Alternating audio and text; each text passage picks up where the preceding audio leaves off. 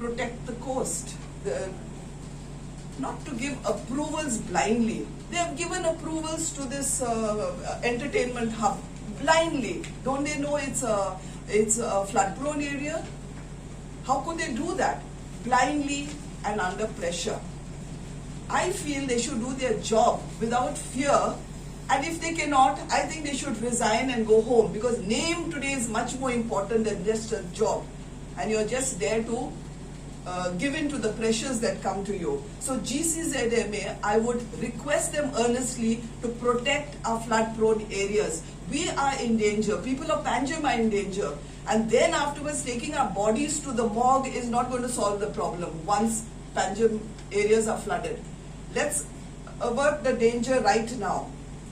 The CRZ laws also are not anti-development, because that objective is to promote development through sustainable manner on scientific principles. They are also saying to promote development, but on scientific principles, taking into account the dangers of natural hazards in the coastal area and sea level rise due to global warming.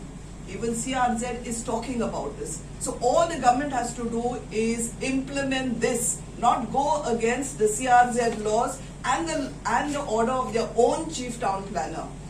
I have a small message for Mr. Vishwajit Rane. Dear Mr. Vishwajit Rane, the people of Panjim and Goa need to live a life without fear of flooding.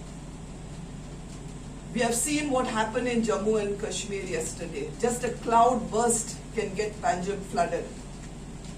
We welcome your idea of afforestation, but at the same time, as TCP Minister, please look into the issue of rezoning in all flood-prone areas of Panjim, which is against the order of Mr. Rajesh Naik, Chief Town Planner, and against the CRZ law in force.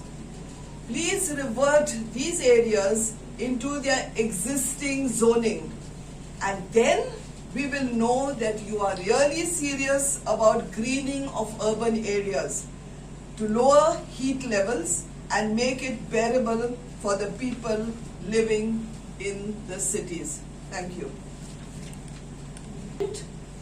First has violated the High Court order. The High Court order clearly says that ODP 21 should be stayed and ODP 11 should be implemented. The FAR that has been given to these three projects on government land, whether at Quarterdeck, at the Panjim swimming pool area or Foodland area, the FAR are not as per ODP 11. The government has changed regulations and they have bypassed the law, and through the regulations they are giving this permission. Regulations cannot bypass an act. Okay, so they are violating the court order.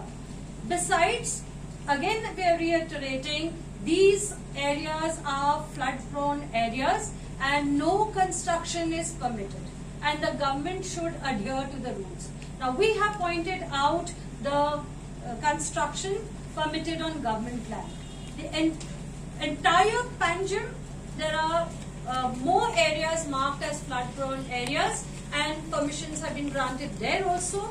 And this increase in height and FAR arbitrarily through some regulation is being done all over Goa. Today we are concentrating on Panjim to highlight the seriousness and the disaster that is awaiting Panjim. I just want to make a slight this, where after the ODP, the case has gone to court, government was allowed to use the ODP 2021 for government projects. However, let me make it very clear that all the height and FAR changes they have made is also beyond ODP 2021. Forget 2011, which is for everything else, but it's beyond ODP 2021 also. Yeah, just to conclude it, I mean, this kind of stuff is happening at a local level. It is very unfortunate that we have such limited vision in our leadership today. but we have enough examples abroad. And a famous example is something that was done in Curitiba, Brazil, 50 years ago, where one person with a vision had understood the issue of flood-prone areas, and instead of building next to the river, he allowed them to be parks so that people can enjoy them, and when the flood does happen, that is what takes the waters without damage. And the thing is, they say that as NGOs we are anti-development. My point is, you are allowing somebody to invest so much money in an area which is flood prone. Within the next 5-10 years you're going to see this. And investment is in crores. They're also going to lose out. It's not just us crying horse and being the usual anti-development lobby. That's not the case. And I think each and every person in the city should rise up against this, because people are losing their access to the waterfront, which is also a very important thing for citizens of a place. So I think these are the real issues. Any questions? Would like to add anything?